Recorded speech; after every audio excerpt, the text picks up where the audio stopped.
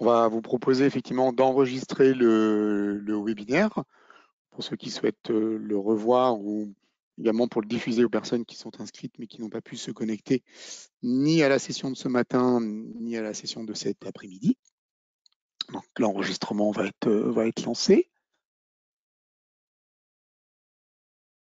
Et puis peut-être qu'en attendant les derniers participants, un petit rappel sur l'utilisation de la plateforme de GoToWebinar. Donc vous avez une zone pour effectivement poser vos questions. Donc n'hésitez pas à les faire au fil de l'eau. Si on peut répondre en direct, on le fait. Sinon, ce qu'on a plutôt prévu, c'est sur le dernier quart d'heure de effectivement collecter vos questions et de pouvoir y répondre. Voilà. On va revenir sur la première page et donc sur l'agenda, le petit agenda de cet après-midi.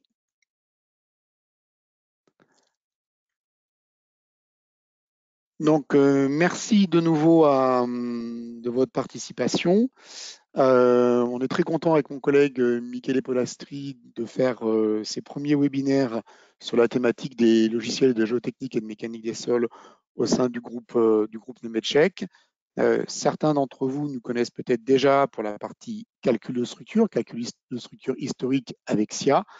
Écoutez, c'est avec grande joie qu'on annonce qu'on a enfin un éditeur de calcul de structure qui combine effectivement des solutions, qui combine son approche et son portfolio avec à la fois des logiciels de mécanique des sols, d'études de géotechnique et de calcul de structure, ce qui est vraiment atypique et vraiment une première à mon sens pour le marché français notamment.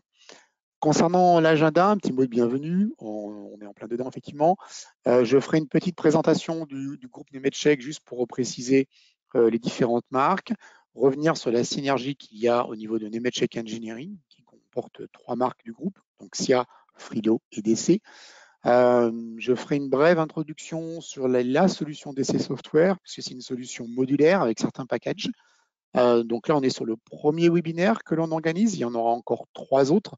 Et on s'est focusé sur un des modules, un des best-sellers de la gamme qui concerne effectivement le calcul d'écran. Il y aura d'autres webinaires dédiés à d'autres études, type études de Pieux, études complètes en 3D avec DC Integra, voire après sur la partie mur de gabion ou calcul de géotextile. Donc, concernant, une fois que cette introduction sera faite, Michele reprendra effectivement la main pour faire la démo à proprement dire sur DC écran. Il y aura une petite phase effectivement de conclusion et après une séquence de questions-réponses.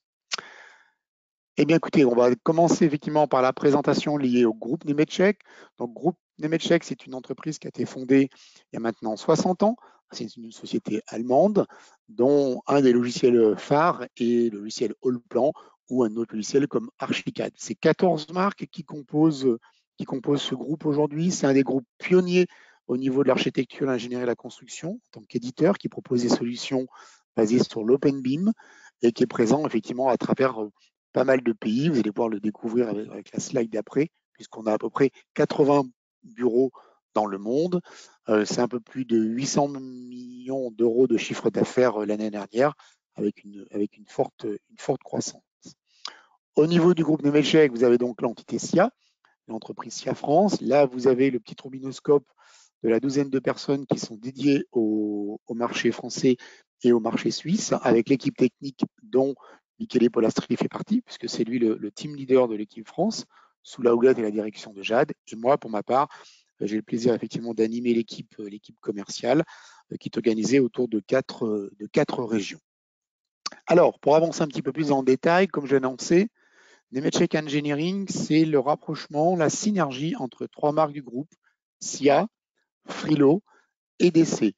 Que font historiquement ces 3 solutions? SIA, c'est un logiciel de calcul de structure 3D basé sur les éléments finis qui permet de faire tout type d'analyse statique, non linéaire, dynamique, la partie multimatériaux.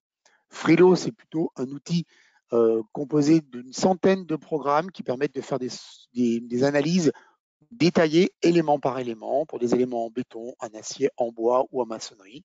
Et tout comme SIA, vous avez une couverture européenne assez large avec les Eurocodes. Et DC, effectivement, c'est le focus géotechnique et mécanique des sols avec une soixantaine de modules, soit dédiés aux études de fondation, soit aux études de sol, qui embrassent effectivement des normes européennes et des normes étrangères. Donc là, une slide sur SIA, effectivement, vous avez une analyse globale de bâtiment, une petite diapo sur Frilo sur la partie calcul de détail, comme par exemple des assemblages bois ou des calculs de poteaux ou de poutres, et puis la gamme d'essais qui va être le sujet effectivement de ce premier webinaire.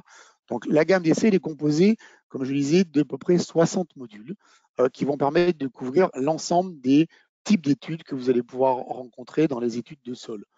Une des premières gammes que l'on va couvrir dans la diapo d'après. Ah, alors pardon, oui, Michele me fait signe. Avant d'aller plus dans le détail, première petite question, pour le coup, premier petit sondage. Quelle a été la raison de votre participation à ce webinaire? Est-ce que vous faites des calculs purement de géotechnique et travaux de fondation? Est-ce que vous collaborez avec d'autres professionnels? Ou est-ce que vous calculez uniquement des fondations isolées ou des semelles continues? Voilà, je vous laisse répondre. On laisse quelques secondes et puis on collectera les résultats.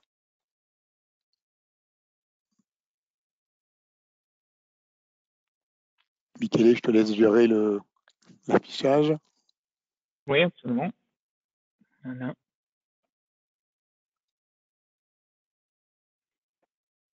Alors, eh bien, écoutez, c'est à peu près comme ce matin, peut-être même encore plus marqué pour le coup. Donc, vous faites effectivement des calculs dédiés à la géotechnique et aux travaux de fondation. Une partie d'entre vous, effectivement, de calcul de semelles isolées ou semelles filantes, ça reste effectivement un classique aussi en bâtiment.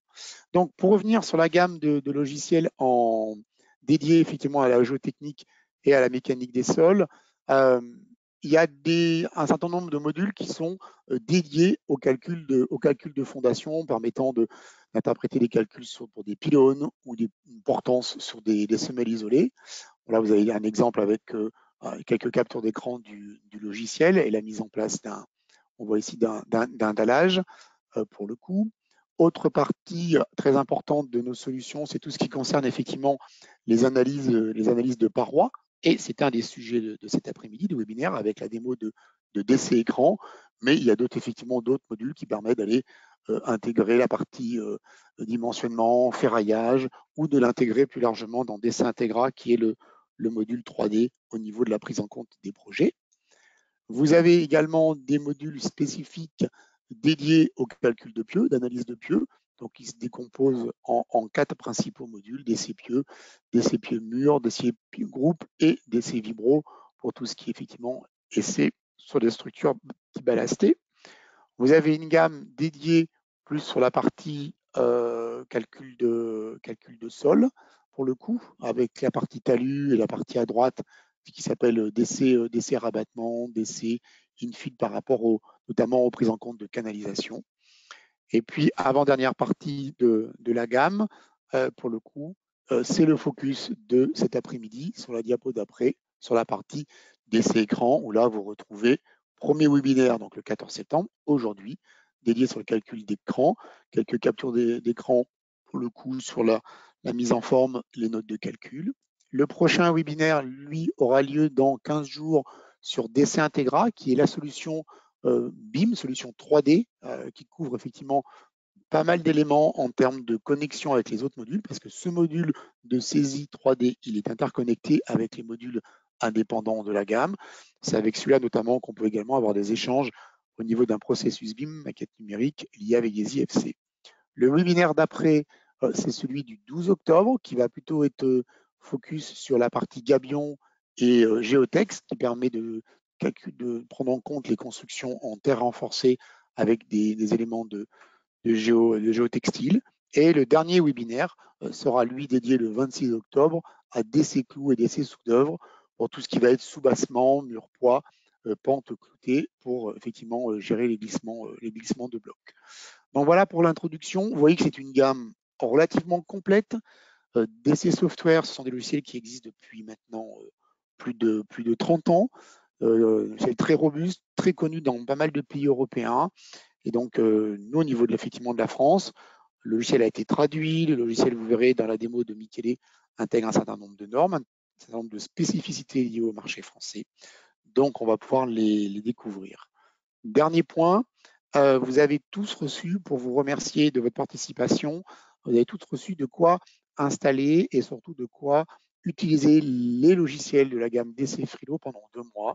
Vous avez dû avoir un mail à ce titre qui a dû vous être transmis mardi matin, vous permettant d'installer et d'utiliser la version gratuitement pendant 2 mois. S'il y a des petits soucis d'installation, des problèmes, ou si vous n'avez pas reçu effectivement le mail, n'hésitez pas à revenir vers moi ou Michele ou directement nous le mentionner dans la zone de questions. Je reviendrai peut-être en conclusion sur la partie package et configuration à la fin de la présentation. Donc, merci encore de votre attention et de votre participation et je laisse le micro à mon collègue Michele Polastri de l'équipe support. Oui, bonjour à tous. On va démarrer avec les deuxièmes et derniers sondages, qui concerne et qui va nous aider pour les présentations éventuellement futures sur les différents types de solutions qui DC offre. Donc ça va, c'est juste une petite question, voilà, pour voir aussi qu'est-ce que vous souhaitez voir. Éventuellement, n'hésitez pas aussi à les demander dans les questions. Donc, je laisse quelques instants et après, on va démarrer avec la démo.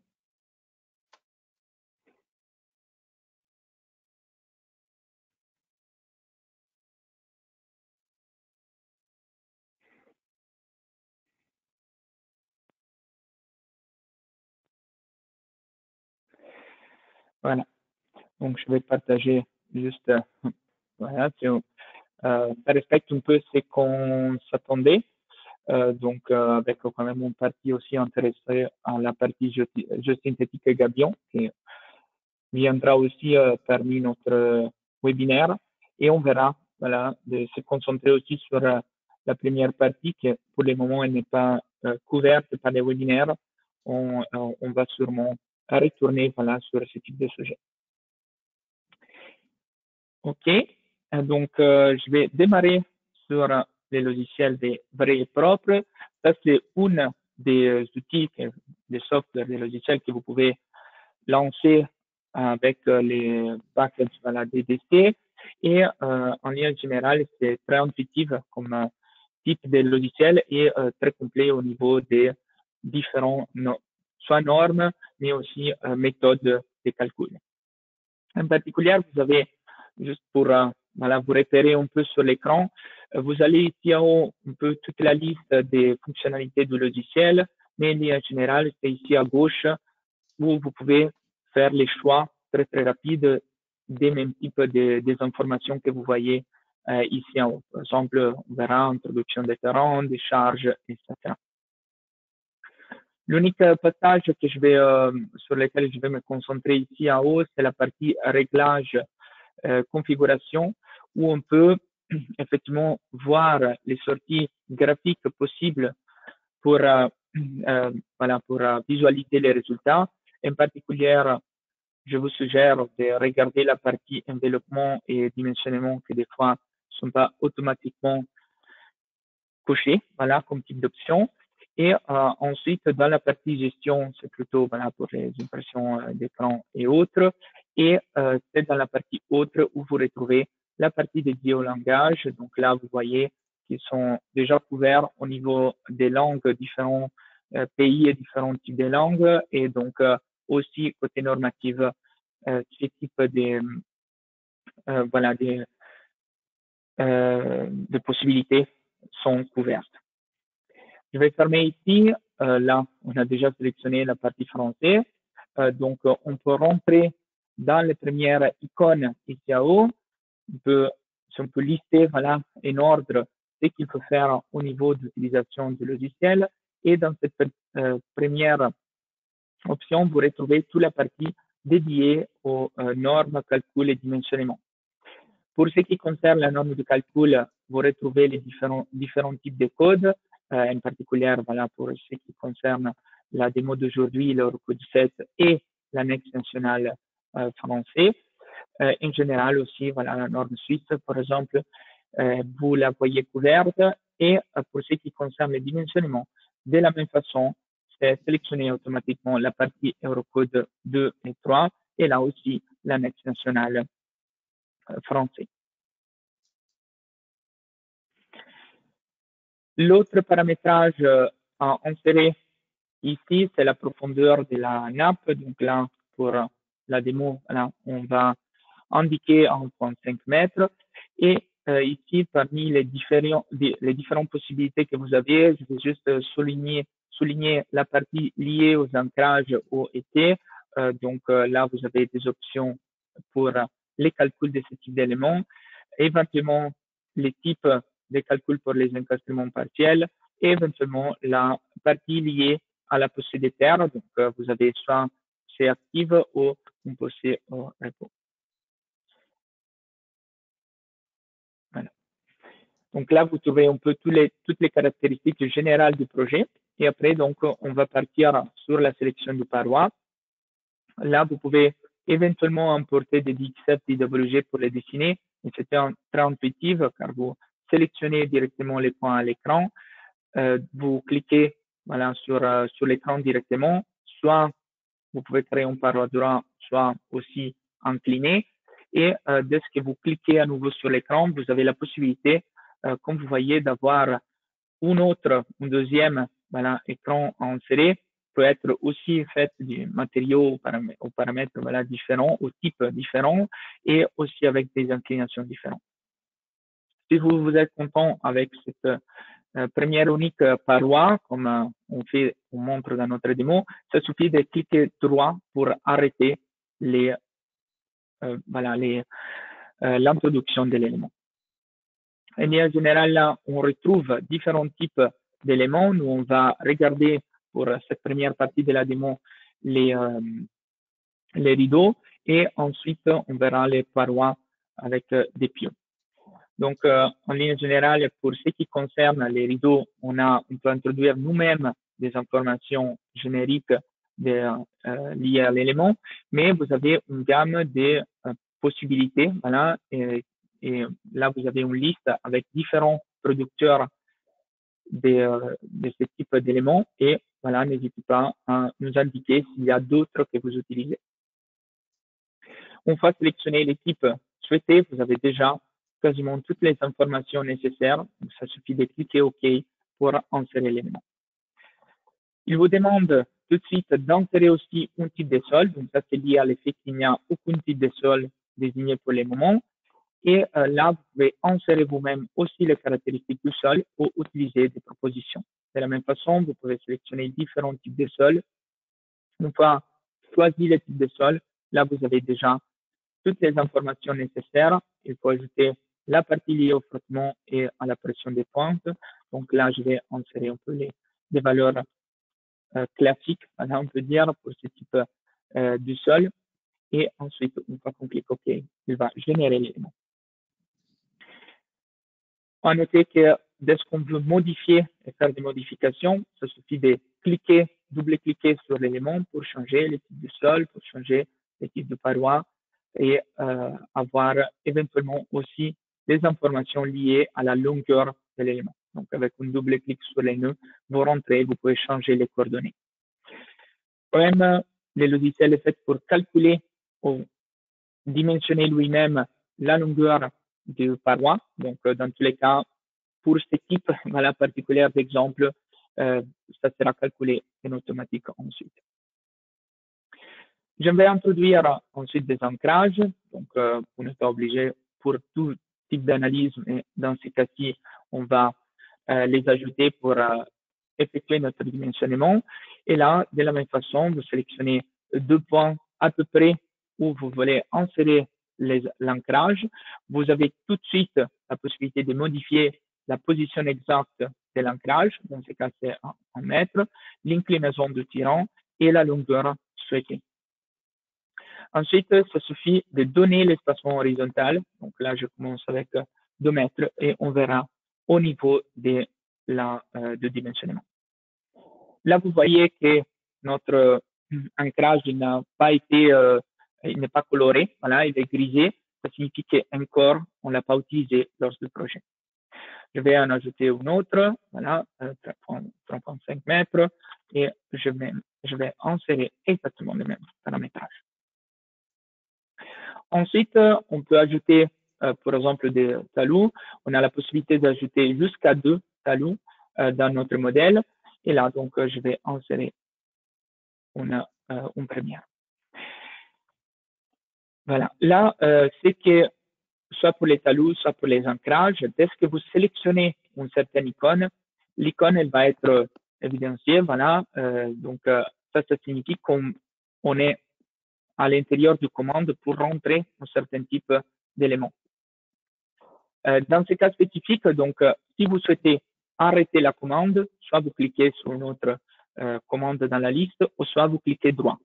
Une fois cliqué droit, là, l'élément n'est plus sélectionné, la commande n'est plus sélectionnée, et là, on peut modifier directement les différents types d'éléments, comme on a vu tout à l'heure. Ensuite, je peux introduire différents types de couches du sol. Ça suffit de cliquer sur la droite de mon projet, et ensuite, je peux indiquer la cote de mon sol. Et là, je vais changer le type du sol. Par exemple, je vais prendre les nouvelles caractéristiques et les uniques de valeur. C'est inséré, c'est lié au frottement latéral et à la pression des pointes. Dernier paramétrage avant de rentrer dans la partie d'excavation, c'est la partie des charges. Donc, on peut insérer des charges ponctuelles, surtout au niveau de parois, ou des charges linéiques. Et là, donc, on peut les introduire au niveau des montalous ou éventuellement dans la zone d'excavation. Là, je vais insérer cette première charge. Donc, ça suffit de lui donner un nom. Vous pouvez utiliser les noms ou les nombres que vous souhaitez. Et après, donc, il faut indiquer quel type de charge est-il. Donc, si c'est d'une charge permanente ou plutôt une charge variable. Dans ce cas, il va utiliser après les coefficients appropriés pour les combinaisons et les calculs. Une valeur de charge, bien sûr. Voilà, la charge elle est aussi grisée car il faut rentrer après dans la partie, dans la spécificité des excavations. Donc là, je vais insérer la première excavation. Cette fois-ci, il faut cliquer sur la gauche, et voilà, sur les parois plutôt. Et là, donc, on indique excavation, par exemple, 1.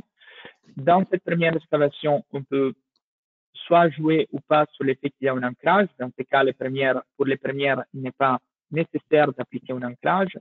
Une fois qu'on enlève l'ancrage, il nous demande effectivement quel type d'appui il faut y avoir. Et dans ce cas, on va utiliser que les paramétrages les plus classiques, on a encastrement selon Bloom. Et dans ce cas-ci, c'est le logiciel qui va calculer la longueur du paroi nécessaire pour avoir un moment à 0, voilà, au niveau de l'appui qu'on va indiquer. Ensuite, voilà, on indique la profondeur, là c'est 1,5 mètres, et dès qu'on clique OK, il va ajouter notre première étape d'excavation. Je vais continuer, je suis à l'intérieur du commande, jusqu'à quand je clique à droite, je peux continuer à rentrer les informations. Et là, donc, voilà, tout simplement, je rentre dans l'excavation 2, et là, je sélectionne le premier ancrage. Dans ce cas, donc, il change automatiquement vers un appui doux à l'ancrage. Et là, je vais aussi rentrer dans la partie liée, voilà, aux informations, aux autres types d'informations. Vous pouvez rentrer sur des paramétrages des ancrages, mais surtout, vous pouvez rentrer dans les données de poussée de terre ou dans le module de réaction. Dans ce cas, vous pouvez garder les paramètres par défaut. Par exemple, pour les poussées de terre, c'est lui qui calcule par rapport au type de sol qu'on a les valeurs nécessaires. Voilà. Pour les modules de réaction, vous pouvez aussi utiliser des modèles prédéfinis ici à gauche. La dernière étape, c'est la côté vérification. Pour le moment, ça, c'est, on a deux types de vérification. Donc, la vérification effectivement à rupture et là, la vérification de stabilité. Dans ce cas, la vérification de stabilité, on va surtout l'utiliser dans la dernière étape. Voilà, je contrôle, on va de profondeur, je vais les faire un peu plus profondes. Et la dernière paramétrage, à côté de la profondeur, dans ce cas-ci, c'est aussi, voilà, pour ne pas être sous l'eau, de baisser les niveaux d'eau dans la côté du paroi. Ça signifie qu'il va ensuite calculer la poussée hydraulique, hydrostatique, liée à la différence des niveaux entre la côté gauche et la côté droite au niveau du niveau de la nappe. On va terminer avec la dernière étape. Là, je vais un peu plus vite car c'est exactement la même, mais avec deux ancrages. Là, 3. La profondeur à 6 mètres, donc la nappe, on va la insérer à 6,5 mètres, et après, donc, les paramétrages est le même qu'on a vu tout à l'heure. Là, vous voyez que lorsque je vais créer des phases, il va activer les éléments. Donc là, c'est activé les premières. Au moment, c'est activé aussi les deuxièmes. Voilà, ça c'est un peu la petite introduction, voilà, pour ce type de module. Donc, ça signifie que la prochaine étape, c'est vraiment la côté d'excavation. Donc, la côté de calcul, pardon. Je vais juste vérifier si j'ai ajouté aussi la vérification des instabilités. Alors, je dois rentrer dans cette dernière phase, vérification, et je vais exécuter aussi cette vérification de stabilité. Voilà, là, je dois sauvegarder.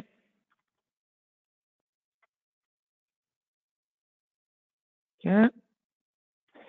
Et ensuite, il va lancer notre calcul.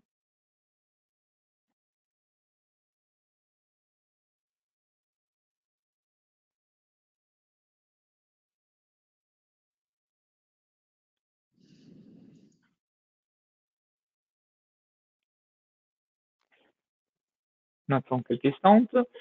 Et ensuite, donc, on verra la partie liée à les graphiques et aux résultats de ma structure. Dans ce cas, bon, je suis habitué à ce type d'information. Il demande, effectivement, il est en train d'utiliser un autre logiciel pour les calculs de stabilité. Et donc, il vous demande si vous souhaitez continuer. Voilà. Donc, vous allez juste indiquer que vous souhaitez continuer l'analyse pour l'utiliser. Là, vous voyez qu'il y a les récapitulations de la vérification. Tout est vérifié. Voilà. Après, on verra s'il y a bien dimensionné ou pas. Et vous pouvez rentrer dans les détails pour voir les problématiques, voilà, au niveau de notre calcul. Et là, donc, c'est surtout les dimensionnements des ancrages. Et il vous indique, voilà, que c'est l'ancrage numéro 2. Donc, les problèmes n'est pas lié au premier ancrage, mais seulement au deuxième.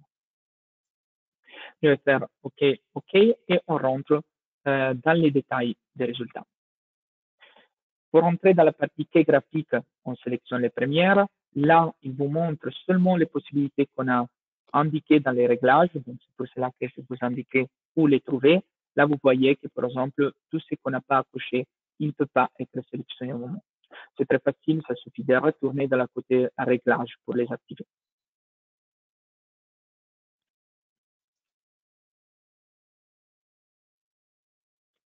Et là, donc, on retrouve les résultats. Là, vous voyez qu'il y a un calcul pour chaque phase de la longueur nécessaire de notre écran. Là, on voit que c'est 3,24 m. Dans ce cas, donc, si je descends directement au niveau des efforts internes, là, on voit qu'à la cote de 2,95 m, il y a un moment égal à 0. Ça, c'est la longueur effectivement nécessaire, voilà, pour l'encastrement de la structure. L'effet qu'il y a une différence entre les 3,24 m et les 2,95 m, c'est lié à l'effort de cisaillement qu'on a. Donc, il faut un deuxième calcul et l'allongement du paroi pour couvrir l'effort de cisaillement qu'on a ici. On retrouve la côté des déformations et si je rentre dans les premières graphiques, là, on voit les différents types de poussées sur la structure et en particulier, on voit que c'est 0 la poussée hydraulique car on a les mêmes niveaux à droite et gauche de ma structure de la nappe. Je descends, c'est à peu près la même type d'image, mais avec la nouvelle longueur calculée, la longueur d'ancrage calculée, nécessaire calculée, et ensuite, voilà, on retrouve les graphiques où en particulier on voit la poussée hydraulique maintenant sur la structure jusqu'au niveau des 4,5 mètres, et ensuite les efforts internes avec la déformation égale à 0 dans les points où il y a, plutôt qu'égale à 0, égale à la valeur de déformation qui vient voilà, de la première analyse dans le côté de l'ancrage. On passe au troisième où il y a aussi les calculs de la stabilité et on retrouve voilà, les calculs de l'ancrage et ensuite on retrouve la valeur voilà, du calcul d'instabilité, 0,84. Donc là, c'est un coefficient aussi d'utilisation, donc inférieur à 1, ça signifie que ça passe. Et ensuite, on retrouve aussi la valeur des poussées hydrauliques différentes d'où à la différence du niveau de la nappe et les efforts internes. Ensuite, on retrouve l'enveloppe, car on a demandé de tous les efforts. Voilà. Je vais passer rapidement à la côté aussi du document. Dans les documents, vous avez toute la documentation complète sur les types de sol et les différentes informations que vous avez rentrées. Et ensuite, voilà, je vais aller un peu vite ici. Ensuite, vous avez pour chaque type d'excavation les différents paramétrages et surtout les différentes vérifications, voilà, ici, avec la confirmation que la vérification est satisfaite. Vous retrouvez quand même au niveau de la documentation les mêmes types de graphiques qu'on a vu tout à l'heure. Donc, on a mis sont reportés et imprimés ensuite. Et après, donc, étape par étape, il va vous donner voilà, les informations et après toutes les vérifications, dans ce cas aussi, les calculs de longueur d'ancrage et les calculs éventuellement de longueur d'instabilité. Et après, les différentes images, même chose pour l'étape d'excavation 3. Et donc là, vous voyez que dans ce cas, donc pour les ancrages, ce qui est nécessaire, c'est qu'on arrive à la longueur limite des ancrages, donc il faudra augmenter soit changer des paramétrages ou sinon, ce qu'on peut, où on peut intervenir, c'est directement sur, par exemple, l'espacement des ancrages. Donc, je peux rentrer en utilisant la commande ici en bas, fenêtre d'entrée, très simplement. Je peux rentrer sur mon ancrage et éventuellement changer l'espacement. Là, je peux relancer mon calcul et ensuite, la vérification elle va être satisfaite.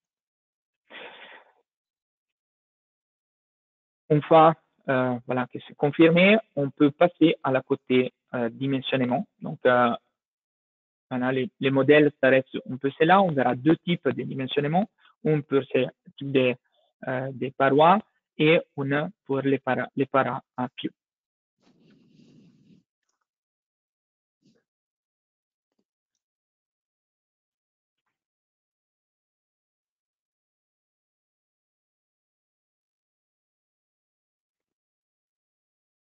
OK.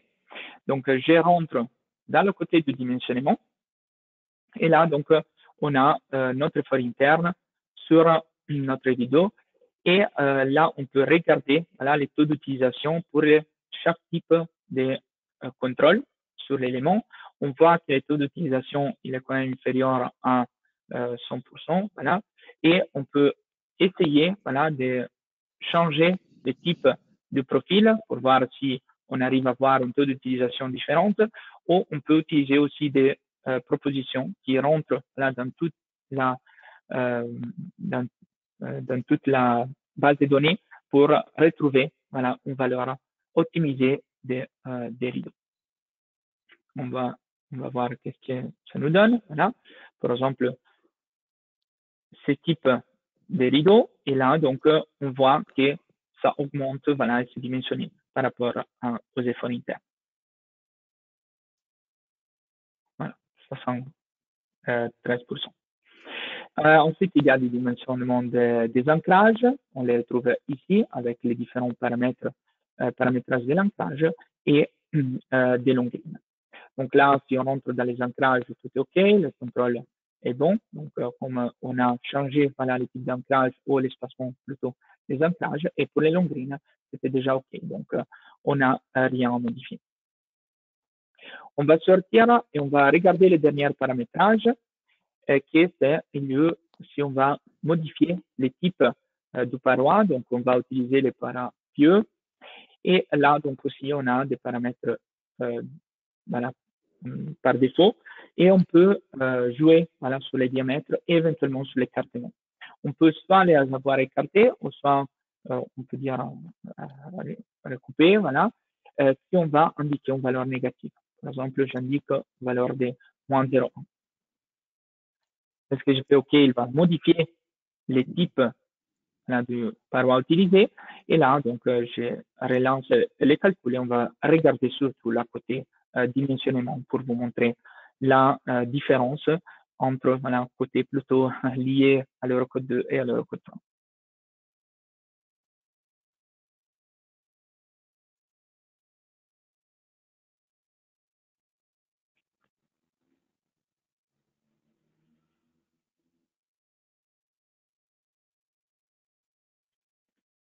Voilà, donc ça c'est le message qui vous donne. Donc ça suffit d'utiliser la commande à recommencer. Je ne me rappelle plus les noms utilisés.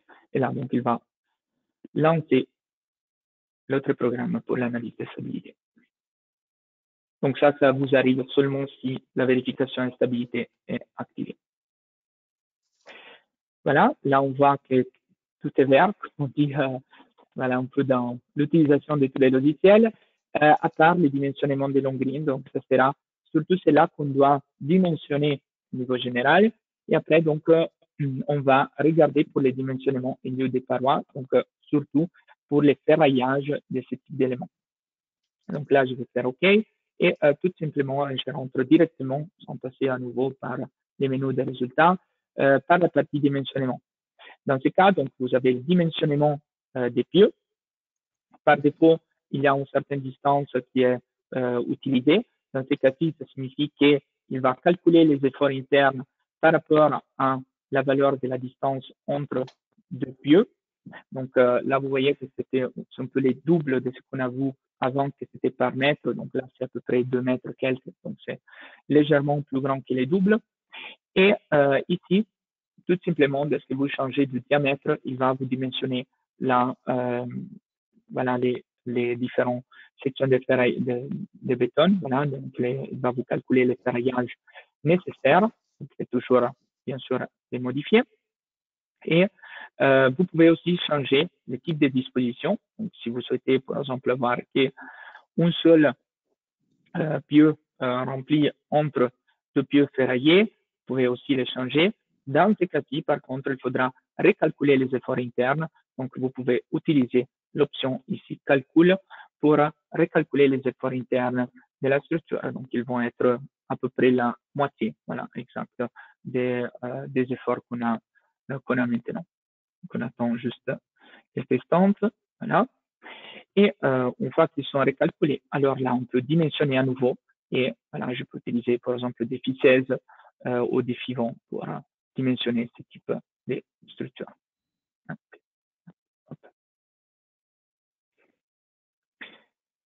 Donc là, une fois que c'est dimensionné, on a un certain numéro de phi 16 indiqués.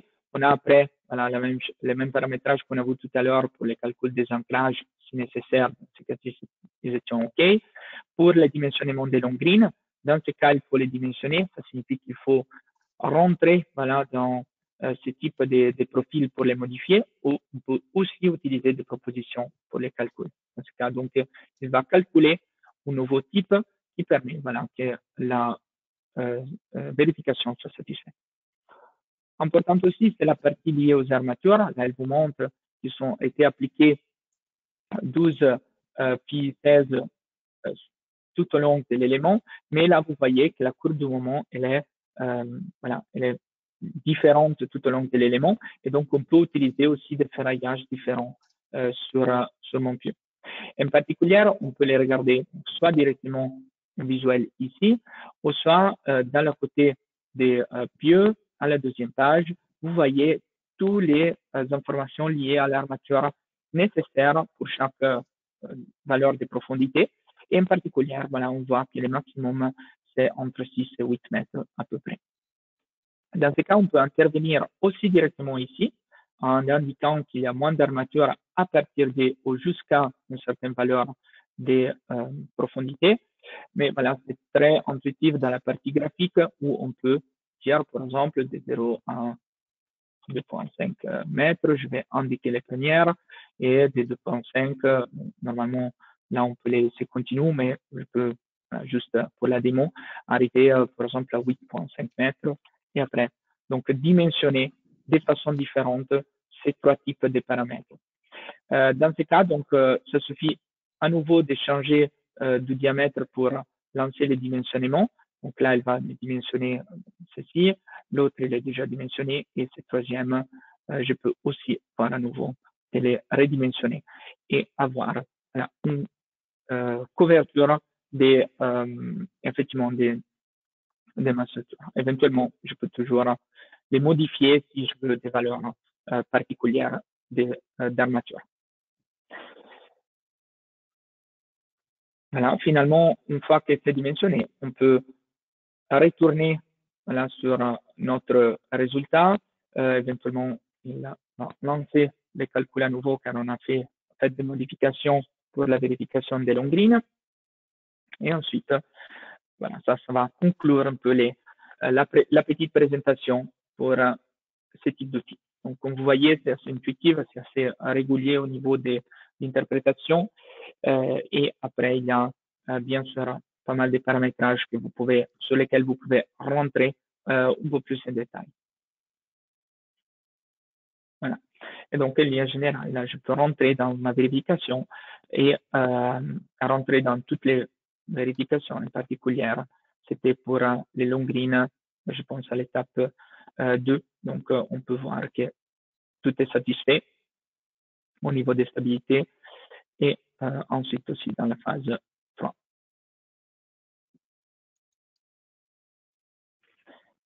Voilà, c'était ça la présentation. Donc, je vais retourner sur le PowerPoint.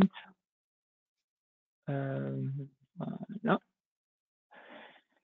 Et okay. je vais laisser la parole quelques temps à Patrick et après on peut regarder éventuellement la partie questions-réponses. Eh bien, écoute, merci pour la démo. On a vu effectivement que la partie interface était relativement simple et également la prise en main. J'ai essayé de répondre avec l'aide du support en direct aux questions. Donc, on en a eu 3 en fait, hein, je crois, de mémoire. Donc, est-ce qu'on peut mettre des talus côté fouille? Donc, la réponse était oui. Puis tu l'as fait voir après dans la démonstration. La seconde question concernait la stabilité globale au grand glissement. Donc, on suppose que c'est la prise en compte de la, pardon, alors je perds mes mots, de la stabilité d'ensemble. Donc là également, si c'est la stabilité de pente, la réponse est oui, c'est bien pris en compte. Et est-ce qu'on peut faire un calcul avec 2 écrans face à face? Là, la réponse c'est non. On fait un calcul, on fait une analyse par mur et par section. Donc il faudrait faire effectivement 2 analyses pour couvrir ce cas d'étude. Bon, j'ai en direct la question au prix de la licence, donc je vais essayer d'y répondre également. Merci à celui qui la pose. Merci à Noureddine. Donc, la partie package et configuration de la gamme DC, elle est très modulaire. Donc, il y a, comme je le disais, une 60aine de modules qui permettent vraiment de découper en fonction des types de projets que vous avez. Donc, effectivement, la partie mur, pour le coup, DC écran qu'on a présenté, ça va dépendre. Donc, si c'est de la licence ou de la souscription et de location. Si je pars plutôt sur de la licence, on va plutôt être près de budget aux alentours de 2400 € pour la partie complète effectivement de la gamme liée à DC écran. Et si on travaille plus effectivement avec une approche de location qui peut être mensuelle ou annuelle, on va plutôt être sur une centaine d'euros, voire moins effectivement par mois. Ce qu'il faudra qu'on vous présente, en fait, c'est la modularité et comment le logiciel est proposé commercialement. Et à ce moment-là, on vous confirmera à la fois les budgets en licence et à la fois les budgets en souscription. La souscription peut être d'1 mois, de 12 mois, donc 1 an, ou de 36 mois. Voilà, donc on essaye vraiment de proposer l'ensemble des possibilités d'investissement, tant en licence qu'en location. Je regarde également la partie questions en ligne, je n'en vois pas d'autres. Donc je le reprécise, hein, votre version trial, vous en bénéficiez gratuitement pendant ces 2 mois. N'hésitez pas à contacter notre support technique, puisque en même temps que cette période de test gratuit, vous avez accès au support. On l'a toujours fait sur nos autres produits. La Michele vous redonne effectivement les mails génériques du support ou les mails génériques des adresses au niveau des commerciaux et chargés de compte. Donc, on reprendra de toute façon contact avec vous région par région. Mais je le redis, bénéficiez gratuitement de cette licence et n'hésitez pas à revenir vers l'équipe support. On est un petit peu en avance sur le timing. Je vois, il nous reste encore 10 minutes. On va peut-être essayer de prendre d'autres questions si certains d'entre vous ont des sujets à nous remonter. On va attendre 2-3 minutes avant de mettre fin à la présentation.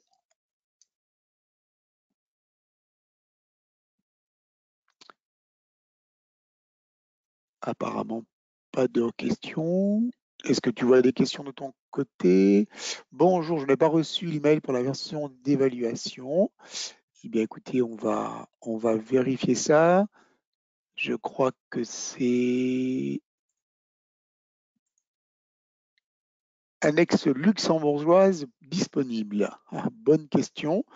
Peut-être retourner vers mon collègue au support. Michele, est-ce que tu as la réponse ou pas sur la partie Luxembourg, ou est-ce qu'il faut qu'on le contrôle? Donc, au niveau des Luxembourg, on peut les contrôler, mais en général, soit à Luxembourg, il y a la question suivante pour l'annexe belge. Donc, ça, ils sont pas encore implémentés. Il y a la possibilité, voilà, d'intervenir sur les paramètres voilà, de l'annexe. Ça, oui. Donc, éventuellement, utiliser un autre type d'annexe pour y intervenir. Mais voilà, on est en train d'évoluer, donc j'imagine qu'on va aussi travailler sur ce type de sujet. Ok.